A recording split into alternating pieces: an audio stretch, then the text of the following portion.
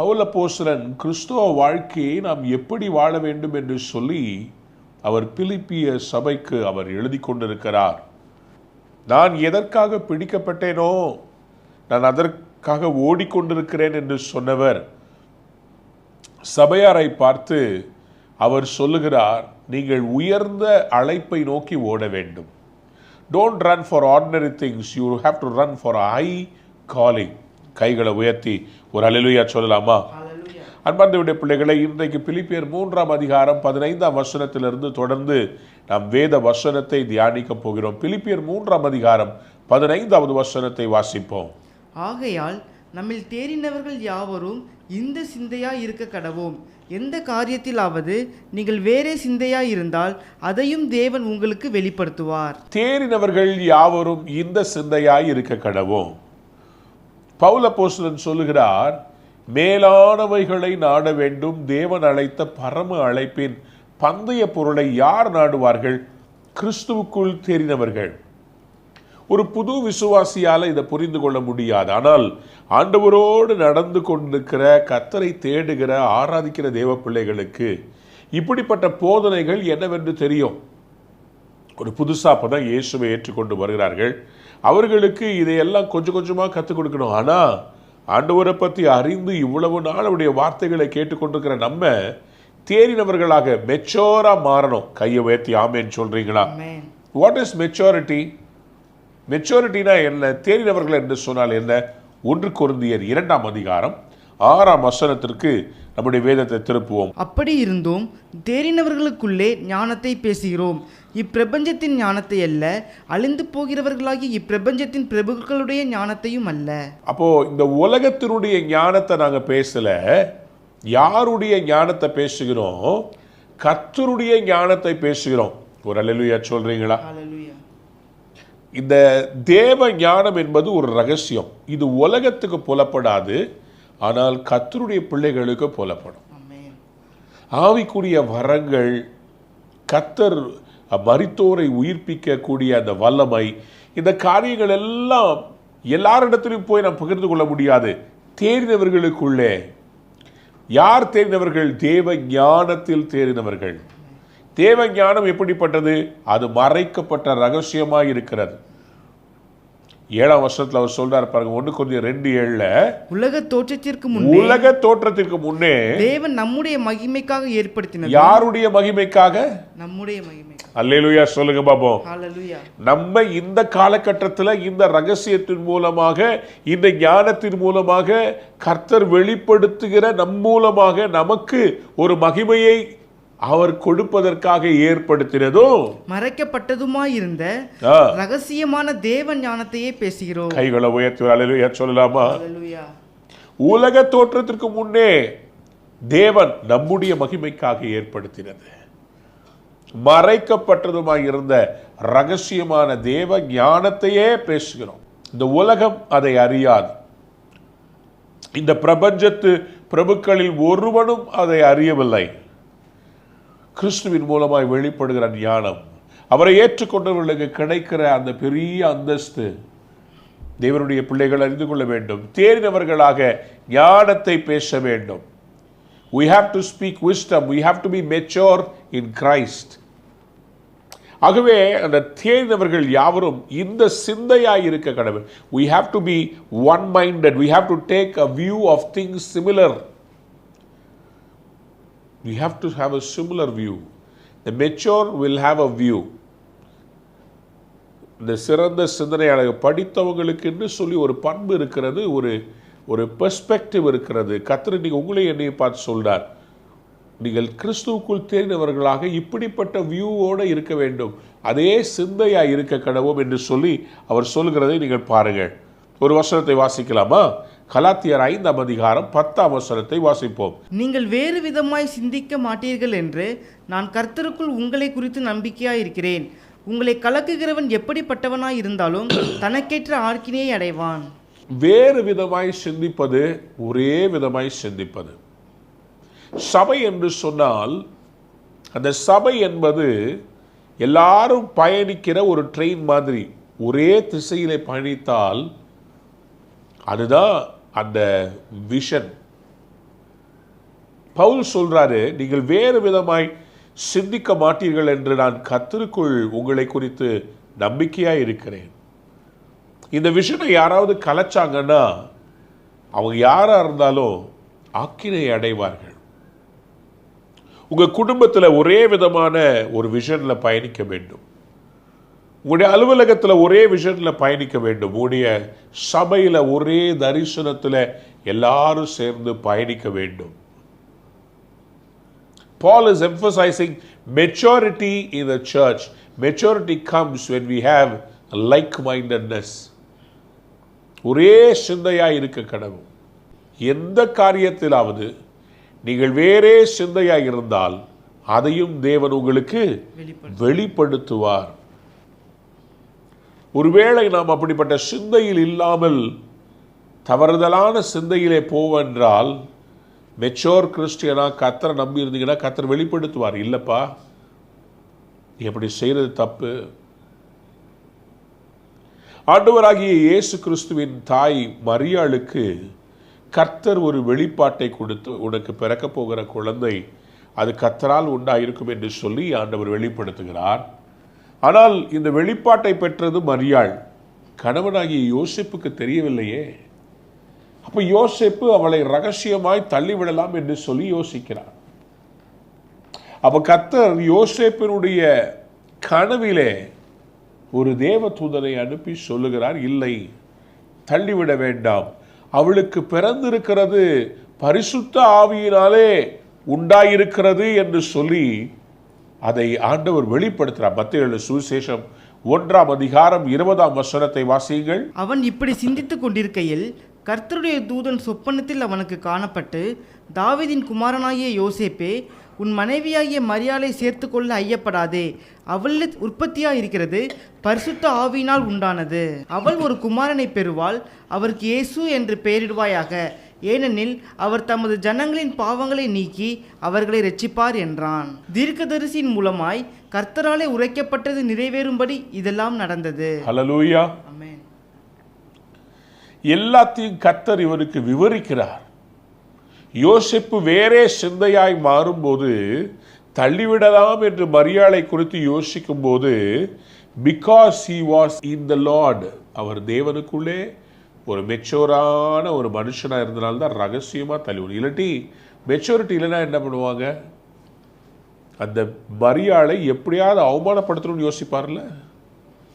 அவருக்குள்ள அந்த மெச்சூரிட்டி இருந்ததுனால பாருங்களேன், ரகசியமாய் தள்ளிடலான்னு யோசிக்கிறார்.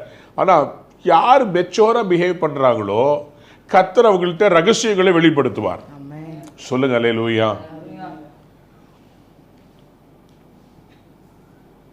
ஒரு கம்பெனியில் வேலை செய்கிறீங்க, ஒரு குடும்பத்தில் இருக்கிறீங்க. உங்கள் குடும்பத்தில் உங்களுக்குள்ள இருக்கிற அந்த கருத்து வேறுபாடுகளை எல்லார்ட்டையும் நீங்கள் சொல்லுவீங்களா? சொல்ல மாட்டீங்க. ஏன் சொல்ல மாட்டீங்க? ஏன்னா அது ரகசியம்.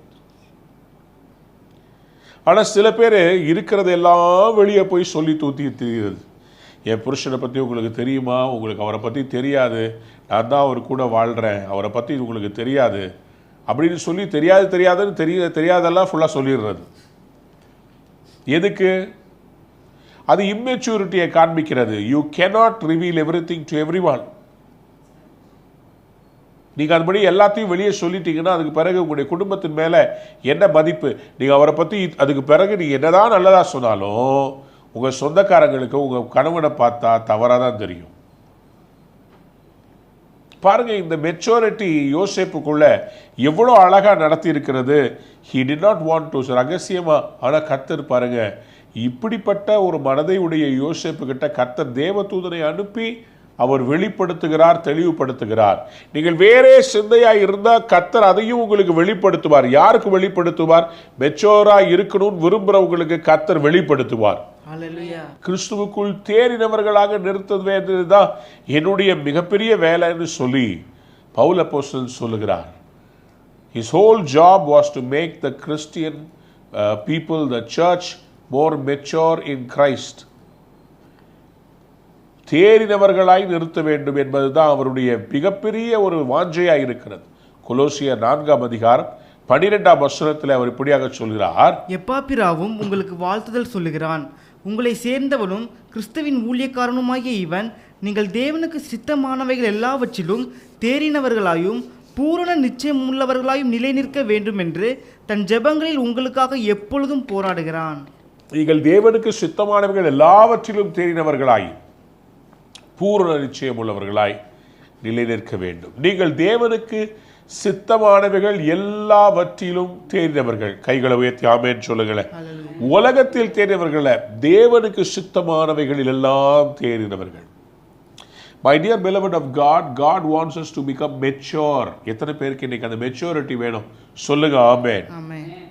எபேசியர் 1ஆம் அதிகாரம் 17ஆம் வசனத்தையும் வாசித்து பாருங்கள். I keep asking that the God of our Lord Jesus Christ, the glorious Father, may give you the spirit of wisdom and revelation so that you may know him better. நம்முடைய கர்த்தராகிய இயேசு கிறிஸ்துவின் தேவனும் மகிமையின் பிதாவுமானவர் தம்மை நீங்கள் அறிந்து கொள்வதற்கான ஞானத்தையும் தெளிவையும் அளிக்கிற ஆவியை உங்களுக்கு தந்தருள வேண்டுமென்றும், தாம் நம்மை அழைத்ததினாலே நமக்கு உண்டாயிருக்கிற நம்பிக்கை இன்னதென்றும், பரிசுத்தவான்களுக்கு தமக்கு உண்டாயிருக்கிற சுதந்திரத்தினுடைய மகிமையின் ஐஸ்வர்யம் இன்னதென்றும். போதும், நான் மேலே உள்ள வசனங்களை நீங்க உங்களுக்கு தெரியும், உங்க மனக்கண்களை திறக்கணும்னு சொல்லி அதுக்கு மெயினா என்னன்னு சொல்றாரு, நீங்கள் அறிந்து கொள்வதற்கான ஞானத்தையும் தெளிவையும் அளிக்கிற ஆவியை உங்களுக்கு இன்னைக்கு கர்த்தர் அந்த ஆவியை தரப்போகிறார். எதற்கு? ஞானத்தையும் தெளிவையும் அளிக்கிற ஆவி. ஆமென். ஹல்லேலூயா. இந்த பேண்டமிக்ல நான் அடுத்தது என்ன பண்ணணும்? ஞானத்தையும் தெளிவையும் அளிக்கிற ஆவியானவர் வருகிறார். ஆமென். என் பிள்ளைகளுடைய படிப்பின் காரியம் ஞானத்தையும் தெளிவையும் அளிக்கிற ஆவியானவர் உங்களுக்கு வெளிப்பாடுகளை தரப்போகிறார். The God of wisdom and revelation. சொல்லுங்க ஆமென். ஹல்லேலூயா. இன்னைக்கு கர்த்தர் அந்த wisdom and revelation உங்களுக்கு தரப்போகிறார். ஆமென். wisdom and revelation நீங்க எடுக்க போகிற முடிவுகள். I want to be more mature in Christ. That's the word. நான் பேசுற பேச்சு எப்படி இருக்கணும்? மெச்சூரா இருக்கணும். நான் எடுக்கிற முடிவுகள் எப்படி இருக்கணும்? கிறிஸ்துவுக்குள்ள மெச்சூரா இருக்கணும். பிலிப்பியர் 3ஆம் அதிகாரம் 16ஆம் வசனத்துல, ஆகிலும் நாம் எதுவரையில் தேறி இருக்கிறோமோ அது முதல் ஒரே ஒழுங்காய் நடந்து கொண்டு ஒரே சிந்தையா இருப்போமாக. Only let us live up to what we have already attained. அவர் சொல்றாரு, எவ்வளவு மெச்சூர் ஆயிருக்கிறோமோ அந்த அளவு, எந்த அளவுக்கு நம்ம ஒன்றா சிந்திக்கிறோம் அந்த அளவு தான் நம்ம ஒழுங்கா நடப்போமா? ஒரு அல்லேலூயா சொல்றீங்களா? ஹல்லேலூயா. Only let us live up to what we have already attained. So நம்ம தேறினவர்களாக எவ்வளவு இருக்கிறோமோ அந்த அளவுக்கு தான் சபையும் தேறினதாக நடக்கும். மெச்சூரிட்டி. ஒரு சபைக்கு ஒரு மெச்சூரிட்டி தேவை. நாங்கள் செய்கிற இந்த ஊழியத்தை பற்றி எங்களுக்கு தெரியும்னு ஒரு மெச்சூரிட்டி தேவை. ஒரு பிள்ளைகளுக்கு தங்கள் பெற்றோர் தங்களை நடத்தி கொண்டு போகிற பாதையை ஒரு மெச்சூரிட்டி தேவை. எங்கள் அப்பாவும் அவங்க அப்பாவும் கரெக்டாக தான் போயிட்டுருக்குறாங்க. எங்கள் அப்பா அம்மா கிட்ட நான் சும்மா போய் பைக் கேட்க மாட்டேன். ஏன்னா நான் மெச்சூராக நடக்க விரும்புகிறேன். நாங்கள் இன்றைக்கி கொஞ்சம் கஷ்ட காலத்தில் போயிட்டுருக்குறோம். இந்த நேரத்தில் போய் நான் இந்த பணத்தை கேட்க முடியாது எங்கள் அப்பா கிட்ட. மெச்சூரிட்டி. நான் இன்னும் ஆவிக்குரிய வாழ்க்கையில் வளர வேண்டும். மெச்சூரிட்டி. நான் யாருக்கு விரோதமாகவும் நான் பொறாமல் பேச மாட்டேன். மெச்சூரிட்டி. நான் ஊழியக்காரர்களை ஜட்ஜ் பண்ண மாட்டேன். மெச்சூரிட்டி. சக விசுவாசிகளை குறித்து நான் தவறாக புரளி பேச மாட்டேன். மெச்சூரிட்டி. சபையே நமக்குள்ள ஒரு மெச்சூரிட்டி தேவை. we need maturity in Christ. எத்தனை பேர் ஆமென் சொல்ல விரும்புறீங்க? நீங்க கர்த்தரிடத்துல நம்ம கேட்டு பெற்றுக்கொள்வோம். Lord, I want to be a mature Christian. நான் சும்மா சில்லறத்தனமா யோசிக்க கூடாது. பவுல் தான் சொல்றார், ஒரே சிந்தையா இருப்போமாக. let us be one minded. let us have a similar viewpoint. ஒரு பஸ்ஸில் பயணிக்கிறவங்களுக்கு எல்லாருக்குள்ளேயும், இப்போ இங்கேருந்து திருச்சி போகணுன்னா திருச்சி போகணுன்றவங்க தான் அந்த பஸ்ஸில் ஏறணும். அதான் மெச்சூரிட்டி. நமக்குள்ள தரிசனம் ஒன்றாக இருக்க வேண்டும். ஒரே சிந்தையாக இருப்போமாக. ஏன் இப்படி பவுல் சொல்றார்? 17ஆம் வசனம் எக்ஸ்பிளனேஷன் கொடுக்கிறார் பாருங்க. சகோதரரே, நீங்கள் என்னோட கூட பின்பற்றுகிறவர்களாகி நாங்கள் உங்களுக்கு வழிகாட்டுகிறபடி நடக்கிறவர்களை மாதிரியாக நோக்குங்கள். ஸோ இவர் சொல்றாரு, Join together in following my example, brothers and sisters, and just as you have us as a model, keep your eyes on those who live as we do. சொல்லுங்க அல்லேலூயா. ஒரு மாதிரியாக எங்களை நீங்க பாருங்க.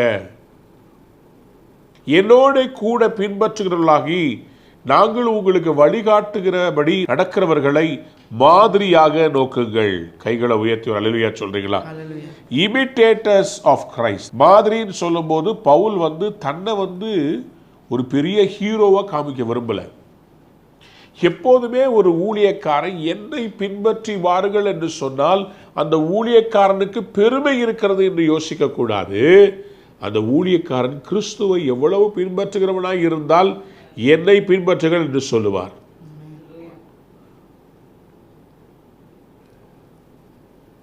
எனக்கு அன்பான தேவனுடைய பிள்ளைகளே, the language in which Paul speaks, அதில் இருக்கிற தைரியம் என்னன்னு சொன்னா, இவர் கிறிஸ்துவை முழு மனதாய் பின்பற்றுகிறபடியினாலே தைரியமாய் சபையை பார்த்து சொல்றாரு, ஃபாலோ மீ.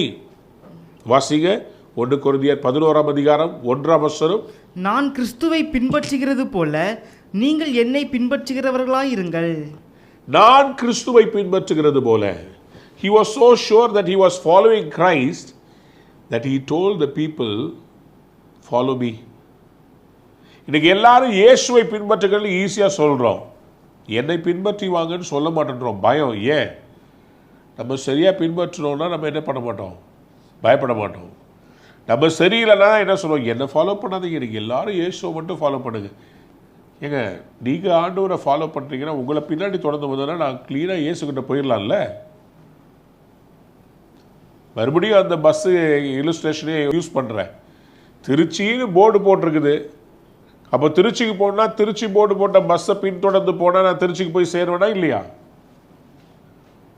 நீங்கள் உடனே திருச்சி போட்ட போர்டெல்லாம் நீ பின்தொடர்ந்து வராத, நான் திருச்சி போட்டிருந்தா நான் திடீர்னு நான் பாண்டிச்சேரி போயிடுவேன், நான் பாண்டிச்சேரிக்கு போவேன், என்னை பற்றி எனக்கு டவுட்டாக இருக்குது, தயவுசெய்து என்னை பின்பற்றி வராத, நீ என்ன பண்ணு, நீயே அப்படியே அந்த ரோட்டில் போயிட்டேரு, நீ திருச்சி போர்டை பார்த்து போயிட்டேரு, நான் என்னை பின்பற்றாத, நான் திருச்சின்னு போர்டு போட்டிருந்தாலும் நான் திடீர்னு பாண்டிச்சேரிக்கு போய் லைட்டாக ஏற்றிக்கிட்டு வந்துடுவேன், நான் திடீர்னு இந்த பக்கம் போயிட்டு கள்ளக்குறிச்சிக்கு போயிடுவேன், நான் திடீர்னு அந்த பக்கம் போயிட்டு பெங்களூருக்கு போயிடுவேன்.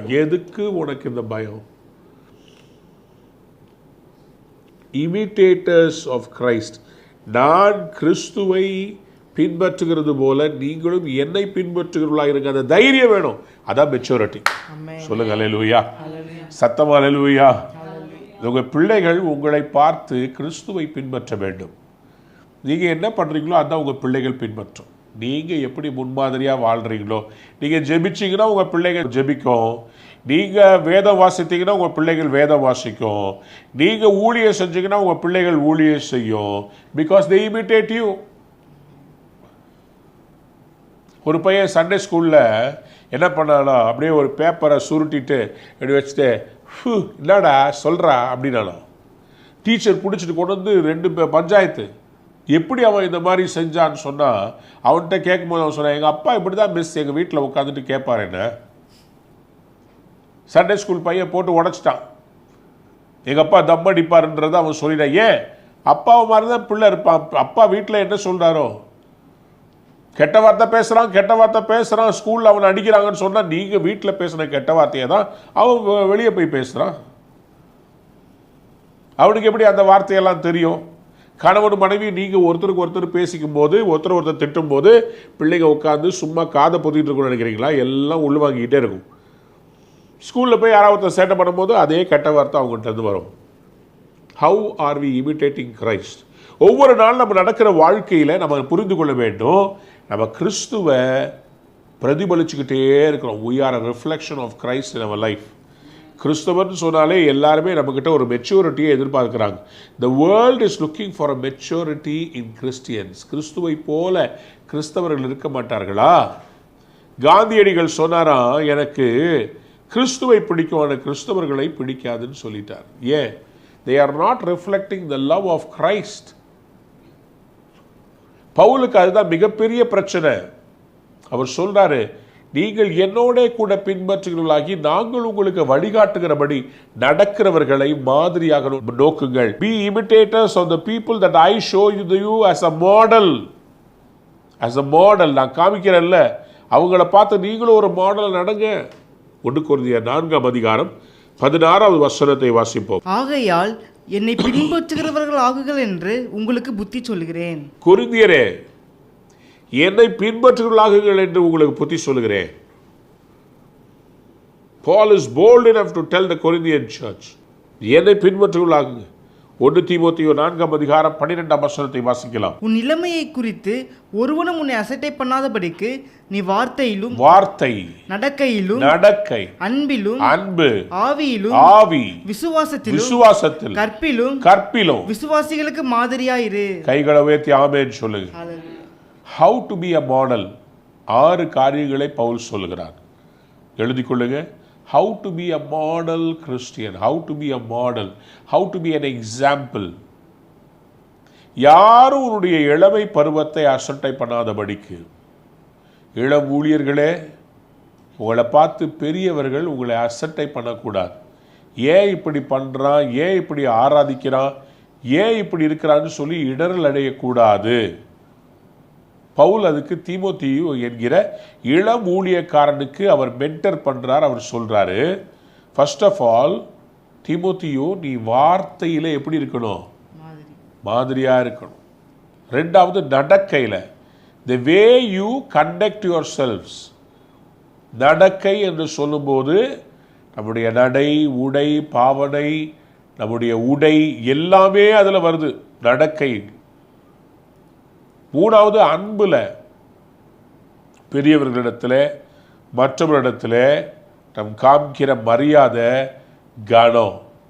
நாலாவது ஆவியில, நம்ம ஸ்பிரிட் பெருமையுள்ள ஸ்பிரிட்டா, தாழ்மையுள்ள ஸ்பிரிட்டா, பொறாமையுள்ள ஸ்பிரிட்டா, எரிச்சல் உள்ள ஸ்பிரிட்டா, இல்லை கிறிஸ்துவின் ஆவியா. அஞ்சாவது விசுவாசத்தில், ஃபெய்த்தில் மற்றவங்களுக்கு மாதிரியாக இருக்கணும்.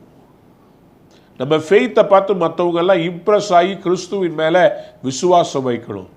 ஆறாவது கற்பில்,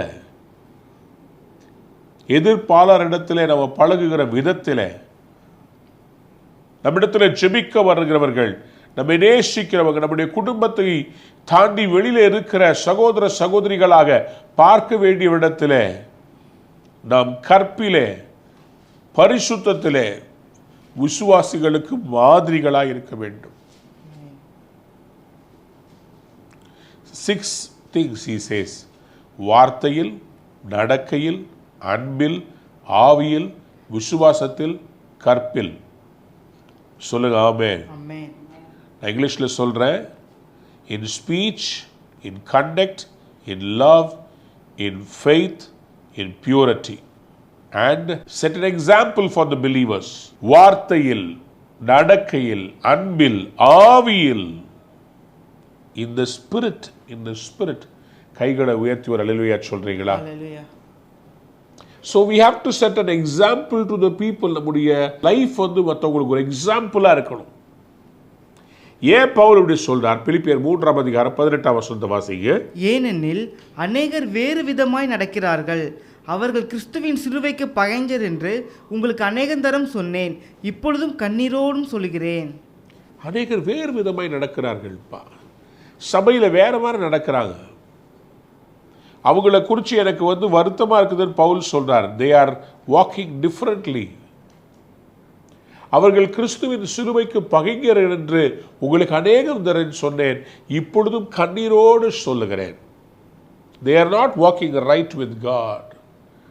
எனக்கு அன்பான தேவனுடைய பிள்ளைகளே, மாதிரி இருக்கும்போது, இப்போ ஒரு நைக் ஷூ வேணும்னு சொன்னால் அந்த நைக் ஷூடைய மாடல் இருக்கும். அதே மாதிரி டிசைனில் பண்ணால் பிரச்சனை கிடையாது. அந்த டிசைனை விட தவறாக பண்ணால் அது ரிஜெக்டட் ஆகிடும். கிறிஸ்து என்கிற ஒரு மாடல் இருக்கிறாரு. அவரை பின்பற்றுகிற அப்போஸ்தலர்கள் இவருடைய மாடலை பின்பற்றி நம்ம நடக்கணும். ஆனால் இந்த மாடலை பின்பற்றாமல் வேறு விதமாய் நடக்கிறார்கள். பவுல் அப்போஸ்தலர் சொல்றார், அவர்கள் எனக்கு பகைஞர் அல்ல, கிறிஸ்துவின் சிலுவைக்கு பகைஞர். They are enemies to the cross. அப்போஸ்தலர் 20ஆம் அதிகாரம் 31ஆம் வசனத்தை வாசிங்களே. ஆனபடியால் நான் 3 வருஷ காலமாய் இரவும் பகலும் கண்ணீரோடு இடைவிடாமல் அவனவனுக்கு புத்தி சொல்லி கொண்டு வந்ததை நினைத்து விழித்திருங்கள். ஹல்லேலூயா. புத்தி சொல்லி கொண்டிருந்தாராம். இவர்களோட புத்தி சொல்லி இவங்களுக்கு எவ்வளவோ ட்ரை பண்ணியிருக்கிறார். எப்பா கரெக்டாக இருங்க, நான் கண்ணீரோடு உங்களுக்கு சொல்கிறேன், என்னுடைய கண்ணீரை வீணடிக்காதீங்கன்னு சொல்லி கண்ணீரோடு இவர் ஊழியம் செய்திருக்கிறார். அன்பார்ந்தவருடைய பிள்ளைகளே, ஒரு ஊழியக்காரனுடைய கண்ணீர் சபையினுடைய மெச்சூரிட்டிக்கு ரொம்ப அவசியம். ஒவ்வொரு ஊழியக்காரனும் தன்னுடைய சபைக்காக கண்ணீர் விட்டு ஜெபிக்கணும். கண்ணீர் இல்லாத ஒரு ஜெபம், ஒரு சபை அது மெச்சூரிட்டிக்குள்ள வராது. நல்லா கவனிங்க, சபைக்கு வந்து போகிறது பெருசு இல்லைங்க. ஞாயிற்றுக்கிழமையான சபைக்கு போயிட்டு வர்றது பெருசு இல்லைங்க. சபையில் நீங்கள் வளர வேண்டும். நீங்க போற சபையின் மூலமாய் நீங்க ஆவிக்குரிய வாழ்க்கையிலே எவ்வளவு வளர்ந்திருக்கிறீர்கள். சும்மா சண்டே ஒரு மெசேஜ் கேட்கறது இல்ல, நீங்க பைபிள்ல எவ்வளோ வளர்ந்திருக்கிறீங்க, விசுவாசத்தில் எவ்வளோ வளர்ந்துருக்கிறீங்க, அன்பில் எவ்வளோ வளர்ந்துருக்கிறீங்க, கற்பில் எவ்வளோ வளர்ந்துருக்கிறீங்க, ஆவிக்குரிய வாழ்க்கையில் உங்களுடைய ஆவி எவ்வளோ மெச்சூர் ஆகிருக்குது. நான் சொன்ன இந்த 6 காரியங்களும் உங்களுடைய லைஃப்பில் வளர்ச்சி இல்லாவிட்டால், நீங்கள் போகிற சபையில் வளர்ச்சி இல்லாவிட்டால், then you have to rethink your options. ஏனென்றால் சபை என்பது நாம் வளர வேண்டிய இடம். There has to be a maturity, there has to be a growth. ஆண்டவரே சொல்றாருல்ல, இந்த வருஷம் இது கனி கொடுக்கலன்னா இதை வெட்டி போட்டுடலான்னு சொல்லி கோடாரியை ஏன் வேற இருக்க வச்சுட்டு வந்தார் ஆண்டவர்? Because he wants us to be mature. இவ்வளோ வசனத்தை கேட்டு இன்னும் பழைய வாழ்க்கையில் இருக்க முடியாதுல்ல, ஒரு மெச்சூரிட்டியை கர்த்தர் எதிர்பார்ப்பார்ல. இவர்கள் சில பேர் இந்த பிலிப்பியர் சபையில் வேறு விதமாய் நடக்கிறவர்கள் வருகிறார்கள். அவங்க வந்து வித்தியாசமாக பண்ணுறாங்க. அவங்க எப்படி வித்தியாசமாக பண்ணுறாங்க? கலாத்தியர் 6ஆம் அதிகாரம் 12ஆம் வசனத்தை வாசிங்களே. மாம்சத்தின்படி நல்வேஷமாய் காணப்பட விரும்புகிறவர்கள் எவர்களோ அவர்கள் தாங்கள் கிறிஸ்துவினுடைய சிலுவை நிமித்தம் துன்பப்படாதபடிக்கே உங்களை விருத்த சேதனம் பண்ணிக்கொள்ள கட்டாயம் பண்ணுகிறார்கள். விருத்த சேதனம் அடைந்திருக்கிற அவர்களும் நியாயப்பிரமாணத்தை கை கொள்ளாமல் இருக்கிறார்கள். அப்படி இருந்தும் அவர்கள் உங்கள் மாம்சத்தை குறித்து மேன்மை பாராட்டும்படிக்கு நீங்கள் விருத்த சேதனம் பண்ணிக்கொள்ள வேண்டும் என்று விரும்புகிறார்கள். அவங்களுடைய எதிர்பார்ப்பு எல்லாமே வெறும் ஃப்ளஷ்ல வர்ற காரியங்களை நிறைவேற்ற வேண்டும், அதுதான் தவிர நியாயப்பிரமாணத்தை நிறைவேற்றுறது இல்லை.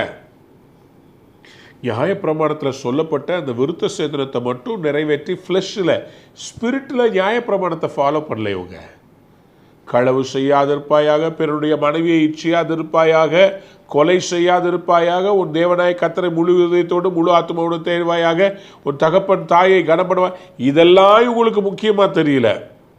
ஃப்ளஷில் பண்ணுற விருத்த சேதனம் தான். இன்றைக்கி அதுதான் நிறைய பேர் சடங்காச்சாரமாக கிறிஸ்துவை பின்பற்றுகிறார்கள்.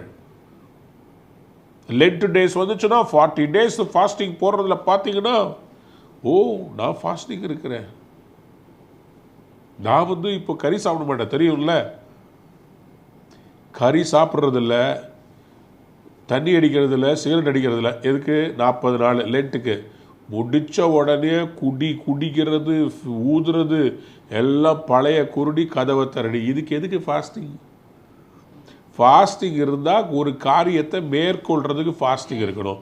ஃபாஸ்டிங் முடித்த உடனே பழைய காரியத்துக்கு திரும்பி போன அதுக்கு பேர் ஃபாஸ்டிங்கே இல்லை, அதுக்கு பேர் ஸ்டார்விங்.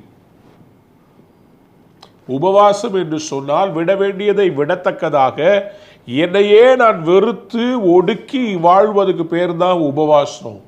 யாவியை மேற்கொள்ளணும், எனக்குள்ள இருக்கிற மாம்சத்தை மேற்கொள்ளணும். இவங்க பாருங்க, மாம்சத்தின் படி தான் இவங்க மாதிரியா இருக்கிறாங்க. பவுல் அதனால தான் பிலிப்பியர் சபையை வார்ன் பண்றார். ஏப்பா, வேறு விதமான சில பேர் நடக்கிறாங்க, அவங்க சபைக்குள்ள வந்திருக்கிறாங்க. அவங்க எல்லாம் கிறிஸ்துவின் சிலுவைக்கு பகைஞர். ஏன் சிலுவைக்கு பகைஞர்? ஏன்னா கிறிஸ்துவை உண்மையாய் பின்பற்றுகிறவர்கள் தங்கள் மாம்சத்தையும் அதன் இச்சைகளையும் கிறிஸ்துவோடு கூட சிலுவையில் அறைய ஒப்பு கொடுத்துக்கிறாங்க. ஹalleluya புரிஞ்சவங்க மட்டும் ஒரு அல்லேலூயா சொல்லுங்க. ஹalleluya இதுதான் மெச்சூரிட்டி இன் கிரைஸ்ட். கிறிஸ்துவுக்காக வாழணும்னு விரும்புறவங்க யாருன்னு சொன்னா, மாம்சத்தையும் அது இச்சைகளையும் சிலுவையிலே அறைந்தவர்களாய் காணப்படுறோம். கலாத்தியர் 5:24. கிறிஸ்துவினுடையவர்கள் தங்கள் மாம்சத்தையும் அதன் ஆசை இச்சைகளையும் சிலுவையில் அறைந்திருக்கிறார்கள். நாம் ஆவியினாலே பிழைத்திருந்தால் ஆவிக்கேற்றபடி நடக்கவும் கடவோம். நாம் ஆவியின்படி பிழைத்திருந்தால் ஆவிக்கேற்றபடி நடக்கவும் கடவோம். கிறிஸ்துவினுடையவர்கள். If you are of Christ, you would have crucified your flesh and your lust on the cross. சிலுவையிலே அறையப்பட்டா என்ன அர்த்தம்னா, எனக்குள்ள அது செத்துருச்சுன்னு அர்த்தம். சொல்லுங்க அல்லேலூயா. கைகளை உயர்த்தி சொல்லுங்க, என் மாம்சத்தையும் அதன் ஆசை இச்சைகளையும் சிலுவையிலே அறைய ஒப்பு கொடுக்கிறேன். சொல்லுங்க, சிலுவையிலே அறைகிறேன். Enemies of the cross. நம்ம சிலுவைக்கு பகைஞராகி மாறிவிடவே கூடாது. எபிரேயர் 6:6 வாசிங்க. மறுதலித்து போனவர்கள் தேவனுடைய குமாரனை தாங்களே மறுபடியும் சிலுவையில் அறைந்து அவமானப்படுத்துகிறபடியால் மனம் திரும்புவதற்கு ஏதுவாய் அவர்களை மறுபடியும் புதுப்பிக்கிறது கூடாத காரியம். இந்த மறுதலிக்கிறவங்களை புதுப்பிக்கிறது ரொம்ப கஷ்டம்ன்றார் ஆண்டவர். சத்தியத்தை நல்லா அறிஞ்சிருந்தோ சத்தியத்தின்படி நடக்காமல் தேவனுடைய குமாரனை தாங்களே மறுபடியும் சிலுவையிலே அறைந்து அவமானப்படுத்துகிறபடியால்.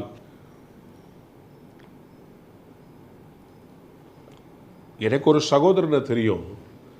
அந்த சகோதரன் ஊழியக்காரர்களுக்கு விரோதமாய் பயங்கரமா பேசிக்கிட்டே வந்தார்.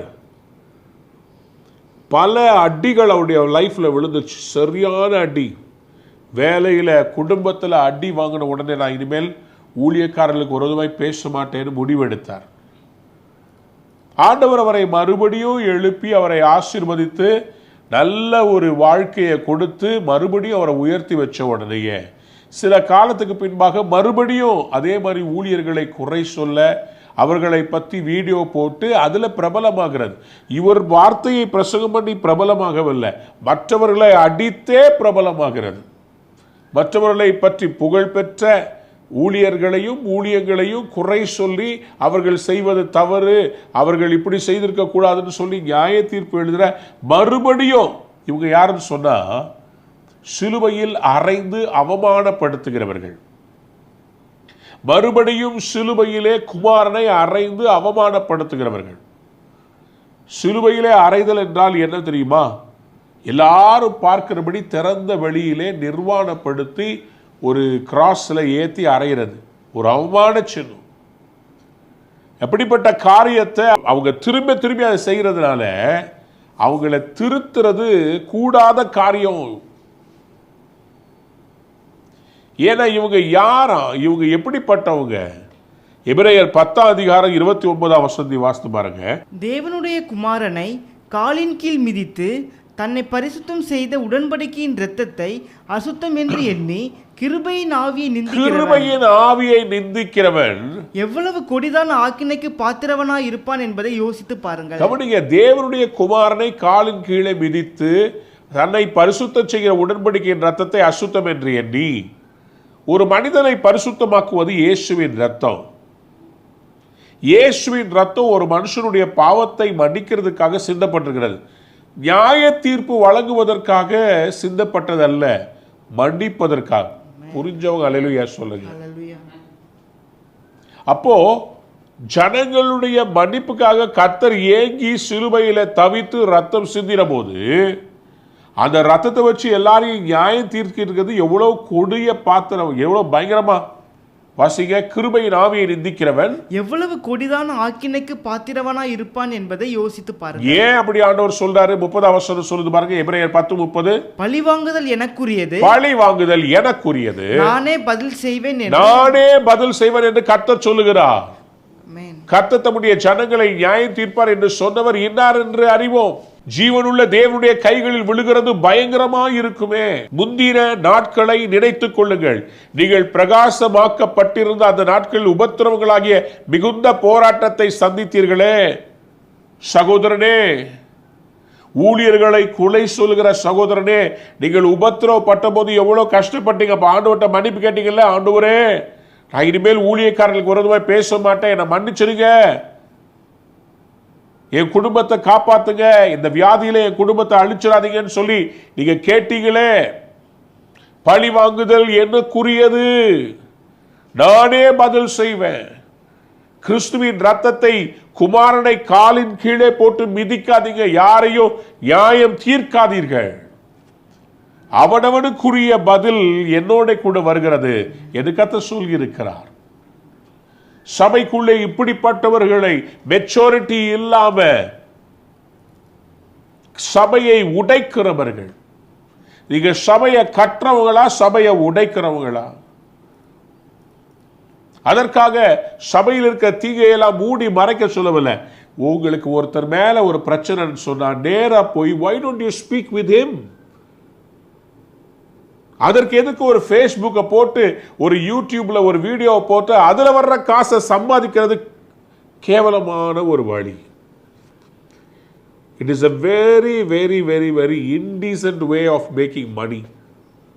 ஒரு ஊழியக்காரனை பற்றி பேசி அதில் மில்லியன் வியூஸ் வந்து அதில் வர்ற காசு வந்து யூதாஸ் காட்டி கொடுத்து அவனுக்கு கிடைச்சது பார்த்தீங்களா, அந்த காசு அதுக்கு சமானம். ஒருத்தரை சிலுவையிலே அறைந்து அதன் மூலமாய் வருகிற பணம் இரத்த பழி நிறைந்த பணம். அது உங்களுக்கு அதில் வர்ற அமௌண்ட்டை வச்சு யூடியூப் கொடுக்குற காசை வச்சு வாழ்றதுக்கு ட்ரை பண்ணாதீங்க. அது இரத்த பழி, அது குடும்பத்தின் மேலே பயங்கரமாக இறங்கிடும். We have to be very careful.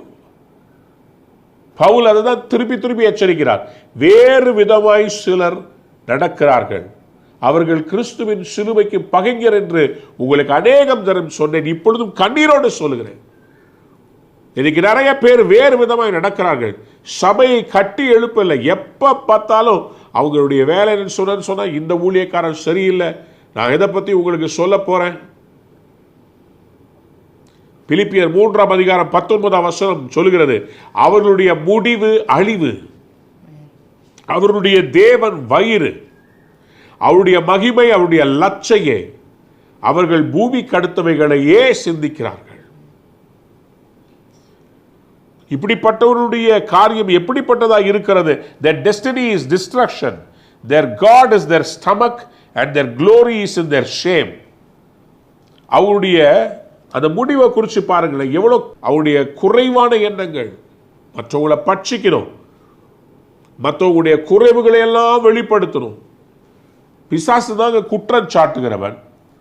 சபையாராகிய நீங்களும் நானும் கெட்ட குமாரன் வந்த பிறகு அப்பா சொல்லிட்டாரு, எப்பா என் மகனை நல்ல கழுவி வஸ்திரங்களை மாத்துங்கன்னு சொன்னா, வேலைக்காரர்களாக இருக்க வேண்டிய பாஸ்டர்ஸ் நம்ம என்ன பண்ணணும்? கெட்ட குமாரன் வந்த உடனே அவன் ட்ரெஸ்ஸை கழுவி மாற்றணும். அவன் ட்ரெஸ்ஸில் எவ்வளோ ஓட்டை இருக்குது, அவன் என்னென்னலாம் தப்பு பண்ணான்னு சொல்லி அவனுடைய எல்லா அந்தரங்கத்தையும் ஊரு ஃபுல்லாக டமர் அடிக்கிறது இல்லை. தகப்பன் நம்ம ஆண்டவராகி இயேசு கிறிஸ்துவே மன்னிச்சிட்டாரு, நீ யார் மன்னிக்காம இருக்கிறதுக்கு? என்னைக்கோ ஒரு மனிதன் செய்த ஒரு தவறை இன்னைக்கு வரைக்கும் சுட்டி காமிச்சு பேசிக்கிட்டே இருக்கிறதுல உனக்கு என்ன அவ்வளோ சந்தோஷம் வருது? ஆண்டவர் கெட்ட குமாரன் வந்த உடனே உள்ள அனுப்பி அவர் சொல்றார், எப்பா நீங்க இவனை என்ன பண்ணுங்க, இவனுக்கு உயர்ந்த வஸ்திரத்தை கொண்டு வந்து இவனுக்கு உடுத்தி இவன் கைக்கு மோதிரத்தையும் கால்களுக்கு பாதரட்சைகளையும் போடுங்கள். ஆண்டவரே அவன் ட்ரெஸ்ஸை மாற்ற சொல்லிட்டார். ஆனால் இவங்க இன்னும் அவங்க கரைப்பட்ட ட்ரெஸ்ஸை பற்றி, என்னைக்கோ கரைப்பட்டதை பற்றி இன்னைக்கு வரைக்கும் பேசிக்கிட்டே அவர்களை டார்கெட் பண்ணிக்கிட்டே இருக்கிறதுல உங்களுக்கு என்ன ஆசீர்வாதம் இருக்குது? எனக்கு அன்பார்ந்தவருடைய பிள்ளைகளே, இவங்களுடைய தேவன் இவங்களுடைய வயிறாக இருக்குதான், இவங்களுடைய முடிவு அழிவாக இருக்குதான். சங்கீதங்களில் 73 சங்கீதம் 17 வாசித்து பாருங்கள். அவர்கள் முடிவை கவனித்து உணரும் அளவும் அது என் பார்வைக்கு விசனமாயிருந்தது. ஒரு நீதிமானுக்கு எப்படின்னா அவன் முடிவை பார்க்குற வரைக்கும் அது விசனமாக இருந்துச்சான். இன்னைக்கு அநேக ஊழியர்களுடைய கண்ணீர், ஆண்டவரே நான் இப்படி உமக்காக ஓடிக்கிட்டு இருக்கிறேன், என்னை பற்றி இப்படி பண்ணுறாங்களேன்னு சொல்லி அவருடைய கண்ணீர் வந்து எவ்வளவு வரைக்கும் இருக்குன்னு சொன்னால், அவங்கள பற்றி இப்படி டார்கெட் பண்ணுறவங்களுடைய முடிவு வரைக்கும் அந்த கண்ணீர் இப்படி தான் இருக்கும்.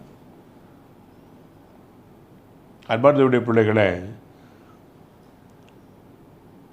நான் சிறு வயதில் வளர்ந்த எங்களுடைய தேவாலயத்தில் நடந்த ஒரு காரியம். என் அப்பா எனக்கு சொன்னார்,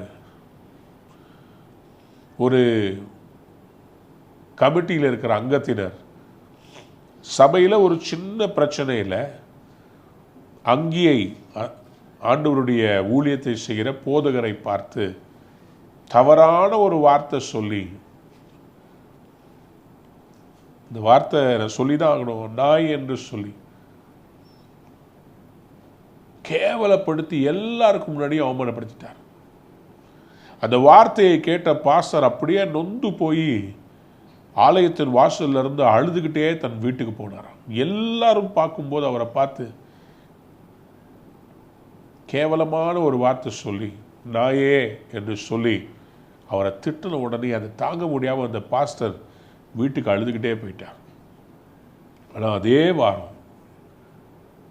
அதே வாரம் அந்த மனிதர் ரோட்டில் நடந்து போகும்போது திடீரென்று சொல்லி ரோட்டில் படுத்துக்கிட்டு இருந்த ஒரு சொறி நாய், அது பயங்கரமான ஒரு சம்மர் சீசன், அந்த நாய்க்கு திடீரென்று வெறி பிடித்து சைக்கிள் ஓட்டிக்கிட்டு இருந்த இவரை வந்து நேராக கடிச்சிருச்சு. அந்த நாய் அது பயங்கரமான ஒரு வெறி நாயாக இருந்திருக்குது. இது தெரியல. ஒரு மத்தியானம் லஞ்சுக்காக அவர் ஆஃபீஸில் இருந்து சைக்கிளில் வரும்போது அந்த நாய் கடிச்சிருச்சு. அவரை கொண்டு போய் ஹாஸ்பிட்டலில் சேர்த்தாங்க. அதோ பரிதாபம், கொஞ்ச நாளில் அவர் நாய் மாதிரி குறைக்க ஆரம்பிச்சிட்டார். ராபீஸ் அட்டாக் பண்ணி அந்த ராபீஸ்னால் இவர் நாய் மாதிரியே மாறி அவரை தூக்கி ஒரு கூண்டில் அடைச்சி வச்சிட்டாங்க. அப்படியே நாய் மாதிரியே 4 காலில் நடக்க ஆரம்பிச்சிட்டார். நாய் மாதிரியே அவர் மலம் கழிப்பதும் சிறுநீர் கழிப்பதும் அதை பார்த்து அவங்களுடைய குடும்பத்தார் எல்லாம் வேதனைப்பட்டு டாக்டர்ஸ் பார்த்து சொன்னாங்க, இவர் கொஞ்சம் கொஞ்சமாக செத்துக்கிட்டே இருக்கிறார், இவருக்கு ராபீஸ் லாஸ்ட் ஸ்டேஜ் வந்துருச்சு, இவரை காப்பாற்றவே முடியாது. அவர் கண்ணிலிருந்து கண்ணீர் வருமா. அவர்கிட்ட போய் அவருக்காக ஜெபிக்கிறதுக்கு எல்லாரும் போனால் அவருக்கு பாவ மன்னிப்பை சொல்லி வேண்டாம் பாஸ்டர் முருகமாக பேசுனதை அறிக்கையிடுங்கன்னு சொன்னால் அவர் கண்ணிலேருந்து தண்ணி மட்டும் வருமா. ஆனால் நாய் மாதிரி குலைப்பார். கடைசியில் ரொம்ப வேதனையோடு கூட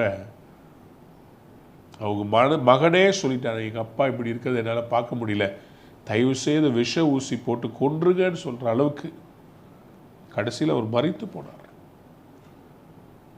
போனார்.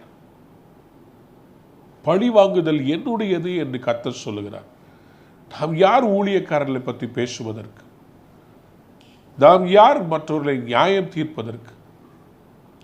எனக்கு அன்பான தேவனுடைய பிள்ளைகளே, அருமையான சாம் ஜபுதரையான எனக்கு பல உதாரணங்களை இது மாதிரி சொல்லியிருக்கிறார். ஊழியத்தில் அவருக்கு விரோதமாக எழும்பி அவரை பற்றி பொய்யாய் குற்றச்சாட்டுகளை வைத்த விரோதமாக எழும்பின ஏராளமானவர்களுக்கு எப்படிப்பட்ட முடிவு வந்தது. இன்றைக்கு நல்லா இருக்கும், ஆனால் முடிவு பயங்கரமாக இருக்கும். கிறிஸ்துவினுடைய சிலுவையும் அவருடைய ரத்தத்தையும் காலுக்கு கீழே போட்டு மிதிக்கிறவங்க, கிறிஸ்துவினுடைய ரத்தம் பாவ மன்னிப்பை கொண்டு வருகிறது. கிறிஸ்துவினுடைய ஆவி மன்னிக்கிற கிருபையின் ஆவி உடையது. கிருபையின் ஆவி, விண்ணப்பத்தின் ஆவி, அதுதான் கிறிஸ்துவினுடைய ஆவி. எனக்கு அன்பார்ந்தவருடைய பிள்ளைகளை, இன்றைக்கு நம்ம ஆண்டவர்கிட்ட கேட்போம், ஆண்டவரே எங்களுக்கு இந்த மாதிரி டிசெப்டிவான டாக்லாம் வேண்டாம் ஆண்டவரே, கிறிஸ்துவுக்குள்ளே எங்களை மெச்சோர் ஆக்குற அப்படிப்பட்ட வார்த்தைகள் எங்களுக்கு வேணும். கைகளை உயர்த்தி ஒரு ஆமேன்னு சொல்றீங்களே. ஸோ இவருடைய முடிவு அழிவு, அவருடைய தேவன் வயிறு, அவருடைய மகிமை, அவர்களுடைய லட்சையே பாருங்க. அந்த தேவன் வயிறா இருக்கிறனால வயிற்று பிழைப்புக்காக ஊழியம் செய்யறவங்க இருக்கிறாங்க. தவறா எடுத்துக்காதீங்க. இந்த ஊழியம் பண்ணா எனக்கு எவ்வளவு காசு வரும், இந்த புஸ்தகம் வித்தா, ஜெபத்தை விற்க கூடாதுங்க. இப்ப நான் உங்களை ஜெபத்துல ட்ரெயின் பண்றேன்னு சொன்னா, நான் அதுக்காக ஒரு புஸ்தகத்தை எழுதிட்டு வந்துட்டு இந்த புஸ்தகத்தை எல்லாரும் வாங்கி படிங்க அப்பதான் நல்லா ஜெபிப்பீங்கன்னு சொல்லிட்டு நான் புக்கு விற்கணுன்ற எண்ணத்துல உங்களுக்கு ஒரு மெசேஜ் கொண்டு வந்தேன்னா I am not led by the Spirit, I am led by the flesh. அப்படின்னா நான் வந்து ஒரு பிழைப்புக்காக ஒரு ஊழியத்தை செய்கிறேன். ரிவைவலை பற்றி உங்கள்கிட்ட பேசணும்னு சொன்னால் நான் ரிவைவலை பற்றி பேசணும். அதை ஒரு ஆதாயமாய் மாற்றி ரிவைவல் சொல்லி ரிவைவலை பற்றி புஸ்தகத்தை அதை எழுதி வச்சுக்கிட்டு நான் உங்களுக்கு ரிவைவலை பற்றி டீச் பண்ணுறேன், இதை வாங்கிக்கோங்க, அதை வாங்கிக்கோங்க. இப்போ நான் ஒரு வேர்ஷிப் பற்றி இவ்வளோ நாள் எடுத்துட்டு இருக்கிறேன். இந்த வேர்ஷிப்பை ஒரு வியாபாரமாக மாற்றி இந்த வேர்ஷிப்னால பிழைப்பு நடத்தணும்னு அவசியம் கிடையாது. அதை ஒரு பிழைப்பாக மாற்றக்கூடாது. சிலர் வேறு விதமாய் நடக்கிறார்கள். அவருடைய தேவன் வயிறு, அவருடைய மகிமை, அவருடைய லட்சையே. வாசிகள் ரோமர் 16 அதிகாரம் 18 வசனத்தை வாசித்து பார்ப்போமே. For such people are not serving our Lord Jesus Christ, but their own appetites. By smooth talk and flattery they deceive the minds of naive people. வாசிங்க. அப்படிப்பட்டவர்கள் நம்முடைய கர்த்தராகிய இயேசு செய்யாமல் தங்கள் வயிற்றுக்கே ஊழியம் செய்து நய வசனிப்பினாலும் இச்சக பேச்சினாலும் கபடில்லாதவர்களுடைய இருதயங்களை வஞ்சிக்கிறவர்களாய் இருக்கிறார்கள். நல்ல கவனிங்க. நய வசனிப்பினாலும் இச்சக பேச்சு என்ன தெரியுமா? பயங்கரமாக உனக்கு ப்ராஸ்பரிட்டி வருது, பயங்கரமாக கர்த்தர் உன்னை ஆசீர்வதிக்க போறார். அவங்க கிட்ட பரிசுத்தத்தை பற்றி பேசுறது கிடையாது, மனம் திரும்புதலை பற்றி பேசுறது கிடையாது, ஆண்டவருடைய வருகை வருது ஆயத்தமாகுன்னு சொல்லி சொல்றது கிடையாது, இயேசுவின் ரத்தத்தை பற்றி பேசுறது கிடையாது, சிலுவையை பற்றி பேசுறது கிடையாது, உன் மனைவியோட பரிசுத்தமாக வாழுன்னு சொல்றது கிடையாது, சபைக்கு ஒழுங்கா வான்னு சொல்லி சொல்றது கிடையாது, உன் ஜெப ஜீவியம் கரெக்டாக இருக்கணும்னு சொல்றது கிடையாது. ஃபுல்லாக ஒரு பிஸ்னஸ் ஸ்டாக் மாதிரியே நீ பயங்கரமாக செழிக்க போகிற, நீ செழிப்புக்காக உன்னை கர்த்தர் படைச்சிருக்கிறாரு, நீ செழிக்கணும், நீ 3 கார் வாங்கணும், நீ பென்ஸ் வாங்கணும், நீ வந்து BMW வாங்கணும், நீ பெரிய வீடு கட்டணும், நீ இதை பண்ணணும் அதை பண்ணணும். நயவசனிப்பு. ஆசீர்வாதம் வேணும், அதை பற்றியே பேசிட்டு இருக்கக்கூடாது. இச்சக பேச்சு, கபடமில்லாதவர்களுடைய இருதயங்களை வஞ்சிக்கிறவர்களாக இருப்போம். இப்போ நானும் ஆசீர்வாதத்தை பற்றி பிரசங்கம் பண்ணுறேன். ஆனால் ஆசீர்வாதத்தை பற்றி பிரசங்கம் பண்ணும்போது கர்த்தருக்கு பயப்படுகிற மனுஷன் இவ்விதமாய் ஆசீர்வதிக்கப்படுவான். சொல்லுங்க அல்லேலூயா. வெறும் ஆசீர்வாதத்தை பற்றி பேசாதீங்க, கர்த்தருக்கு பயப்படுகிறதுனால வர்ற ஆசீர்வாதத்தை பற்றி பேசுங்க. பரிசுத்தமாய் வருகிறவனுக்கு வர்ற ஆசீர்வாதத்தை பற்றி பேசுவோம். கள்ளக்கணக்கு எழுதாம, டாக்ஸை கவர்மெண்ட்டுக்கு மறைக்காம, அப்படிப்பட்ட ஒரு வாழ்க்கையில் நீங்க எப்படி ஆசீர்வாதமா இருக்கிறது அதை பத்தி பேசுவோம். என் அன்பார்ந்தவருடைய பிள்ளைகளே, இன்னைக்கு நம்ம என்ன வேணா ஊழியம் செய்யலாம். ஒரு நாள் இயேசு கிறிஸ்து வரும்போது நம்ம எவ்வளோ பாப்புலரா இருந்தோன்றது முக்கியம் கிடையாது. நம்ம மனசாட்சியின்படி எப்படி ஊழியம் செஞ்சோன்னு கர்த்தர் நியாயத்தீர்ப்பில் நிறுத்துவார். புக்கு விற்கிறதுக்காக, சிடி விற்கிறதுக்காக, மற்றவங்கிட்ட இருந்து பணம் வாங்கி அதில் நான் என்னுடைய சம்பத்தை பெருக்கிறதுக்காக வீடு வீடாக கட்டிக்கிட்டு லேண்டாக வாங்கி போட்டுக்கிட்டு இப்படி அதுக்காக வாழ்கிறேன்னா இல்லை, உண்மையாக எல்லாத்தையும் கடவுளுக்காக கொடுத்து வாழ்ந்தோமான்றது கர்த்தர் வரும்போது தெரிய வருங்க. அவருடைய வருகையில் தான் இதெல்லாம் விளங்கும். இன்னைக்கு இப்போ எல்லா ஊழியத்தையும் பார்த்தா இப்படிதான் இருக்கும். ஆனால் ஒரு நாள் வரும்போது கிறிஸ்துவ எல்லாம் விளங்க பண்ணுவார், எல்லாத்தையும் விளங்கப்படுத்துவார். உண்மையா யார் ஊழியம் செய்தார், மெச்சூரிட்டி என்பது என்ன? பவுல் ஒரு முன்மாதிரியை வைக்கிறார். தீமோத்தேயு, எப்பாப்பிராத்து இவங்களெல்லாம் முன்மாதிரியை வைக்கிறார். இவங்கள மாதிரி நடங்கன்னு பிலிப்பி சபைக்கு சொல்றார். அவங்களுக்கு ஒரு எக்ஸாம்பிள சொல்லிட்டு சொல்றாரு, நம்ம எப்படி இருக்கணும். பிலிப்பியர் 3:20 சொல்றாரு பாருங்க. நம்முடைய குடியிருப்போ பரலோகத்தில் இருக்கிறது. அங்க இருக்குதுங்க, எனக்கு வீடு அங்க இருக்குதுங்க. அங்கே இருந்து கர்த்தராகிய இயேசு கிறிஸ்து என்னும் இரட்சகர் வர எதிர்பார்த்து கொண்டிருக்கிறோம். இவர் சொல்றாரு, எங்களுடைய அந்த எதிர்பார்ப்பெல்லாம் வந்து பூமியின் மேல வைக்கல, எங்களுடைய வீடு பரலோகத்தில் இருக்கிறது. சொல்லுங்க அல்லேலூயா. இவர் சொல்றாரு, my abode is in heaven, our citizenship is in heaven. சொல்லுங்க அல்லேலூயா. நீங்களும் நானும் பரலோகத்துடைய சிட்டிசன்ஸ். எபேசியர் 1ஆம் அதிகாரம் 19ஆம் வசனத்தை வாசிக்கும் போது, தாம் கிறிஸ்துவை மரித்தோரிலிருந்து எழுப்பி அவரிடத்தில் நடப்பித்த தமது பலத்த சத்துவத்தின் வல்லமைப்படியே விசுவாசிக்கிறவர்களாகிய நம்மிடத்திலே காண்பிக்கும் தம்முடைய வல்லமையின் மகா மேன்மையான மகத்துவம் இன்னதென்றும் நீங்கள் அறியும்படிக்கு அவர் உங்களுக்கு பிரகாசமுள்ள மனக்கண்களை கொடுக்க வேண்டும் என்று வேண்டிக் கொள்கிறேன். உங்கள் கண்களை ஆண்டவர் திறப்பாராக. ஆமென். உங்க குடியிருப்பு எங்க இருக்குது? பரலோகத்தில். ஹெவன்லி சிட்டிசனுக்கு பாஸ்போர்ட் எடுத்துட்டீங்களா? Are you a heavenly citizen or earthly citizen? Where is your riches?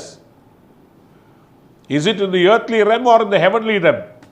எவ்வளோ ஆத்துமாக்களை சம்பாதிச்சிங்க, அங்கே தான் உங்களுக்கு பரலோகத்தில் வீடு. பூமியில் எவ்வளோ பெரிய வீடுன்னு சொல்லி முக்கியம் இல்லைங்க சகோதரனே சகோதரியே. எவ்வளோ கோடி கோடியாக இந்த பூமியில் வச்சுருந்தாலும் எல்லாத்தையும் போகும்போது விட்டுட்டு போகணும். ஆசாசியாக சேர்த்து வச்ச வைரத்தையும் எடுத்துகிட்டு போக முடியாது, 500 கிலோ தங்கத்தையும் எடுத்துகிட்டு போக முடியாது, கோடி கோடியான வீட்டையும் எடுத்துகிட்டு போக முடியாது. எல்லாத்துக்கும் முடிவு வருகிறது. இந்த பூமி வெந்து உருகி போகும். நித்தியமான வீடுகள், அங்க யாருமே மரணம் கிடையாது. அந்த மாதிரி வீடு நம்முடைய குடியிருப்பு பரலோகத்தில் இருக்கிறது. அங்கே இருந்து கர்த்தராகிய இயேசு கிறிஸ்து என்ற ரட்சகர் வர எதிர்பார்த்து கொண்டிருக்கிறோம். சொல்லுங்க அல்லேலூயா. இவருடைய அந்த இதை பாருங்களேன். நீங்களும் யாரும் எங்க உட்கார்ந்துருக்கிறோம் இன்னைக்கு? ரட்சிக்கப்பட்ட நீங்களும் நானும் எங்க உட்கார்ந்துருக்கிறோம் தெரியுமா? வாசிங்க கொலோசியர் 3ஆம் அதிகாரம் 1ஆம் வசனம். நீங்கள் கிறிஸ்துவுடன் கூட எழுந்ததுண்டானால் கிறிஸ்து தேவனுடைய வலது பாரிசத்தில் வீற்றிருக்கும் இடத்தில் உள்ள மேலானவைகளை தேடுங்கள். கைகளை உயர்த்தி அல்லேலூயா சொல்றீங்களா? தேவனுடைய வலது பாரிசத்தில் வீற்றிருக்கிற கிறிஸ்துவோடு கூட நீங்களும் நானும் உட்கார்ந்து இருக்கிறோம். அல்லேலூயா. இதை புரிஞ்சுக்கிட்டவங்க கீழே பார்க்க மாட்டாங்க, மேலே பார்ப்பாங்க. சொல்லுங்க அல்லேலூயா. எபிரேயர் 12ஆம் அதிகாரம் 22ஆம் வசனம் சொல்கிறது, நீங்களோ சீயோன் மலையிடத்திற்கும் ஜீவனுள்ள தேவனுடைய நகரமாகிய பரம எருசலேமிடத்திற்கும் 1000-10,000 தேவ தூதர்களிடத்திற்கும் பரலோகத்தில் பேர் எழுதியிருக்கிற முதற் பேரானவர்களின் சர்வ சங்கமாகிய சபையினிடத்திற்கும் யாவருக்கும் நியாயாதிபதியாகிய தேவனிடத்திற்கும் பூர்ணராக்கப்பட்ட நீதிமான்களுடைய ஆவிகளிடத்திற்கும் புது உடன்படிக்கையின் மத்தியஸ்தராக இருக்கிற இயேசுவினிடத்திற்கும் ஆபேலுடைய இரத்தம் பேசினதை பார்க்கிலும் நன்மையானவைகளை பேசுகிற இரத்தமாகிய தெளிக்கப்படும் இரத்தத்திற்கும் வந்து சேர்ந்தீர்கள். கையவே தெளிவியா சொல்றீங்களா? எவ்வளோ மேன்மையான இடம் இந்த வீட்டில். நீங்கள் தயவு செய்து இன்னைக்கு வாசித்து பாருங்க. எபிரேயர் 12:22-24 எவ்வளோ வல்லமையா இருக்குது. எதுக்கிட்ட வந்து சேர்ந்துருக்கிறீங்க? நீங்கள் சாதாரண ஒரு இடம் இல்லைங்க, மேன்மையான ஒரு இடத்துக்கு வந்து சேர்ந்துருக்கிறீங்க. அங்கிருந்து கீழே இறங்கிடாதீங்க. ஆகவே தான் பிலிப்பியருக்கு எழுதப்பட்ட இந்த நிருபத்தில் பவுல் அப்போஸ்தலன் இவ்வளவு ஒரு கேர்ஃபுல்லாக எழுதுறாரு. நம்ம குடியிருப்பு இங்கே இல்லைங்க. we are not earthly citizens. நம்ம இங்கே பாசிங் ஃபேஸ். இது வந்து ஒரு டிரான்சிஷன் தான். ஒரு ட்ரெயினில் போறீங்க, ஒரு ஸ்டேஷன் வருது, அது மாதிரி தான் இந்த பூமி வந்து ஒரு ஸ்டேஷன், அவ்வளவுதான். இதை தாண்டி நம்முடைய டெஸ்டினி இருக்குது. பரலோகம் தான் நம்முடைய குடியிருப்பு. பிலிப்பியர் 3:21 வாசித்து முடிக்கலாமா? அவர் எல்லாவற்றையும் தமக்கு கீழ்ப்படுத்திக் கொள்ளத்தக்க தம்முடைய வல்லமையான செயலின்படியே நம்முடைய அற்பமான சரீரத்தை தம்முடைய மகிமையான சரீரத்துக்கு ஒப்பாக மறுரூபப்படுத்துவார். இதுதாங்க நம்முடைய வாஞ்சையா இருக்கணும். மறுரூபம் தாங்க நம்முடைய லைஃப்லுடைய வாஞ்சையா இருக்கணும். சும்மா ஃபிக்ஸட் டெபாசிட்டை எடுத்து கோல்டில் இன்வெஸ்ட் பண்ணி கோல்டில் எடுத்து நிலத்துல போட்டு இதெல்லாம் பார்த்துட்டு இருக்க கூடாதுங்க. எல்லாவற்றையும் கீழ்ப்படுத்தி கொள்ளத்தக்கதாக தம்முடைய வல்லமையான செயலின்படியே அற்பமான சரீரத்தை தம்முடைய மகிமையான சரீரத்துக்கு ஒப்பாக மறுரூபப்படுத்துவார். மறுரூபம் தான் நம்முடைய இன்டென்ஷனா இருக்கணும். Our intention should be transformation of our lowly bodies to be like the glorious body of Christ Jesus. ரோமர் 8ஆம் அதிகாரம் 29ஆம் வசனம், for those God foreknew he also predestined to be conformed to the image of his son, that he might be the firstborn among many brothers and sisters. தம்முடைய குமாரன் அநேக சகோதரருக்குள்ளே முதற் பேரானவராய் இருக்கும் பொருட்டு தேவன் எவர்களை முன்னறிந்தாரோ அவர்களை தமது குமாரனுடைய சாயலுக்கு அவர்களை என்ன பண்றாரு? தன்னுடைய குமாரனுடைய சாயலுக்கு ஒப்பாய் இருப்பதற்கு முன்குறித்திருக்கிறார். I have been foreknown by Christ predestined by Christ. எத்தனை பேர் ஆமென் சொல்ல விரும்புறீங்க? குமாரனுடைய சாயல், ஏசப்பாவுடைய சாயல்ல என்ன மாத்துறதுக்கு கர்த்தர் ஏற்கனவே என்னை சூஸ் பண்ணிட்டார். நான் ஏன் மற்ற மாதிரி மாறணும்னு நினைக்கிறோம்? அந்த மாதிரி கிறிஸ்துவின் மாதிரி. பவுல் சொல்ற அந்த மாதிரி என்ன தெரியுமா? எக்ஸாம்பிள், கிறிஸ்துவ போல நம்மளை மாத்துறதுக்கு தான். கடைசியில் பிலிப்பியர் 3:21 வந்து முடிக்கிறார் பாருங்க. அற்பமான சரீரத்தை மகிமையான சரீரத்துக்கு ஒப்பாக மறுரூபப்படுத்துவார். எத்தனை பேருக்கு அந்த டிரான்ஸ்ஃபர்மேஷன் வேணும்? எத்தனை பேருக்கு இந்த மறுரூபம் வேணும்? கரங்களை உயர்த்தி உள்ளத்தின் ஆழத்திலிருந்து செபிக்கலாமா? ஆண்டவரே, என்னை மறுரூபப்படுத்திடுங்கப்பா, என்னை மறுரூபப்படுத்துங்கப்பா, நான் உண்மை போல மாற வேண்டும் ஆண்டவரே. என் சரீரம், ஆவி, ஆத்துமாவை உங்களை மாதிரி மாற்றுங்கப்பா. எனக்கு இந்த பூமிக்குரிய இந்த வேண்டாம்ப்பா ஆண்டவரே. நான் பூமியில் யாரையும் நியாயம் தீர்க்கக்கூடாது. நீங்கள் எப்படி எல்லாரையும் மன்னிச்சு ஏற்றுக்கிட்டீங்க? பேதுருவை மறுபடியும் அழைத்து கொண்டு வந்து 3000-5000 பேர் ரட்சிக்க வச்சிங்களப்பா. என்னையும் பயன்படுத்துங்க சுவாமி. நான் உமக்கு சாட்சியாக இருக்க வேண்டும் ஆண்டவரே. நான் உங்களுடைய சபையை கட்ட வேண்டும் அப்பா. உடைய சபையை இடிக்கிறவனாக காணப்படக்கூடாது. கர்த்தருடைய நாள் வருவதற்கு முன்பாக என்னுடைய குடியிருப்பு பரலோகத்தில் இருப்பதை நான் அறிந்து கொள்ள வேண்டும் அப்பா. என்னை ஒரு மெச்சோர் கிறிஸ்டியனா மாத்துங்கப்பா. எல்லாரும் கைகளை உயர்த்தி ஜெபம் பண்ணுங்க. ஆண்டவரே, என்னுடைய முடிவு மறுரூபத்தில் இருக்க வேண்டும், அழிவில் முடியக்கூடாதுப்பா. Lord, I want to be sanctified. நான் பூமிக்குரியவைகளை சிந்திக்கக்கூடாது, பரலோகத்துக்குரிய சிந்தையாக இருக்க வேண்டும். ஆண்டவரே, கிறிஸ்துவின் மாதிரியை பின்பற்றுகிறவர்களை, பரிசுத்தவான்களை நான் பின்பற்ற வேண்டும் ஆண்டவரே. I have to be imitator of Christ. என்னை அப்படியே மாற்றுங்கப்பா, என்னை பரிசுத்தப்படுத்துங்க ராஜா. என்னோட கூட வாங்க ராஜா, என்னை மறுரூபப்படுத்துங்க ஆண்டவரே. கடைசி நாளில் அந்த டிரான்ஸ்ஃபர்மேஷனில் நான் மறுரூபமாகாமல் போய்விடக்கூடாது. அந்த மறுரூபத்துக்கு என்னை ஆயத்தப்படுத்துங்கப்பா. உமை போல என்னை மாற்றுங்க சுவாமி. ஆண்டவரே, ஒவ்வொருத்தருடைய குடும்பத்தையும் உடைய கரத்தில் கொடுக்கிறேன். ஒவ்வொருடைய வாழ்க்கையும் உடைய கரத்தில் கொடுக்கிறேன். யார் யார் இன்றைக்கு வியாதியோடு கஷ்டப்படுகிறார்களோ ஒவ்வொருவருக்கும், அவ்வளவு பேருக்கும் ஒரு மறுரூபத்தை தருவீராக. பலவீனமான சரீரங்களை கர்த்தர் இப்பொழுது உடைய காயப்பட்ட கரத்தினாலே தொட்டு சுகமாக்குவீராக ராஜா. இயேசுவின் ரத்தத்தை ஒவ்வொருவர் மேலும் தெளிக்கிறேன். ஆசீர்வதியும் பலப்படுத்தும் பெரிய காரியங்களை செய்யும். இயேசு கிறிஸ்துவின் நாமத்தில் ஜெபம் கேளும் பிதாவே, ஆமென். அன்பான நேயர்களே, இந்நிகழ்ச்சியில் கொடுக்கப்பட்ட வாக்குத்தத்தங்களும் தீர்க்க தரிசன வார்த்தைகளும் உங்களுக்கு ஆசீர்வாதமாய் இருந்திருக்கும் என்று நாங்கள் நம்புகிறோம். நீங்கள் பெற்ற ஆசீர்வாதங்களையும் ஜெப விண்ணப்பங்களையும் மற்றும் உங்கள் காணிக்கைகளையும் அனுப்ப வேண்டிய எங்கள் முகவரி: ரூவா ஊழியங்கள், எண் 82, ஜவஹர்லால் நேரு சாலை, சிம்ஸ் மருத்துவமனை எதிரில், வடபழனி, சென்னை 26. உங்கள் காணிக்கைகளை ஆன்லைன் மூலமாக எளிதாக செலுத்தலாம்.